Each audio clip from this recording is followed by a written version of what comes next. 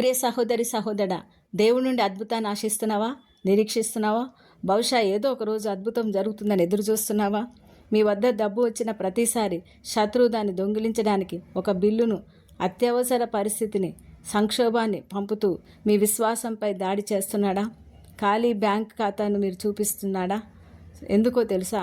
ఆర్థిక పురోగతి కోసం దేవుని రాజ్యానికి నిధులు ప్రవహిస్తూ ఉంటే మీరు ఉత్సాహంగా ఉంటారని శత్రువుకు తెలుసు. అందుకే మిమ్మల్ని పేదరికంలో ఉంచి కష్టపడేలా చేస్తున్నాడు. కానీ ఈరోజు మీరు విడుదల పొందుకుంటారు. ఈరోజు మనం లూకాసు సువార్త 8వ అధ్యాయం 43 నుండి 48 వరకు చదివినట్లయితే 12 సంవత్సరాల నుండి రక్తస్రావ రోగంతో బాధపడుతున్న స్త్రీ యేసు వస్త్రాన్ని తాకి అద్భుతాన్ని పొందింది. ఈ వాక్య భాగం మీ జీవితంలో ఒక అద్భుతాన్ని తీసుకుని వస్తుంది, విడుదల తీసుకుని వస్తుంది. ఎలా అంటే 12 సంవత్సరాలు రక్తస్రావ వ్యాధితో బాధపడుతున్న స్త్రీకి డబ్బంతా ఖర్చు అయిపోయింది, వైద్యులకే ఖర్చు పెట్టేసింది. ఆమెకి ఎప్పటికీ స్వస్థత కలగదని అందరూ అన్నారు. మత పెద్దలు ఆమె దేవుని వల్ల శపింపబడింది అన్నారు. వైద్య నిపుణులు ఆమె పరిస్థితి నిస్సహాయమైంది అన్నారు.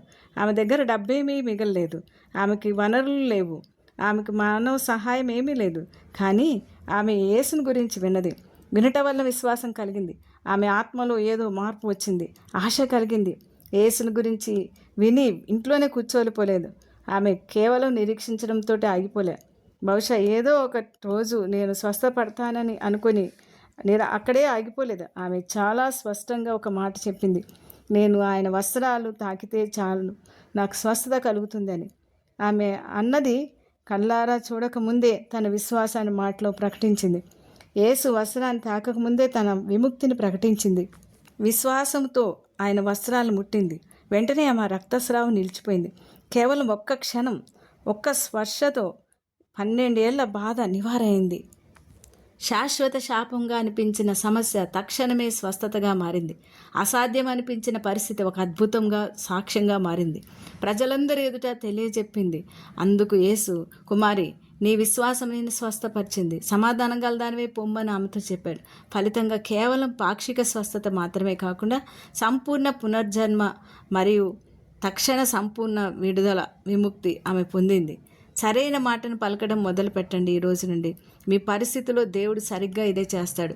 మీరు చదువు, ఉద్యోగం, ఆర్థిక ఇబ్బందులు లేదా అనారోగ్య సమస్య ఏదైనప్పటికీ అన్ని మార్గాలు ప్రయత్నించి విఫలమైన మీ స్వస్థత మీ యొక్క సొంత శక్తితో కాకుండా ఇతరుల సహాయం విఫలమైనప్పటికీ నిరాశ పడకుండా యేసు మీ ప్రార్థనలోకి వస్తాడు.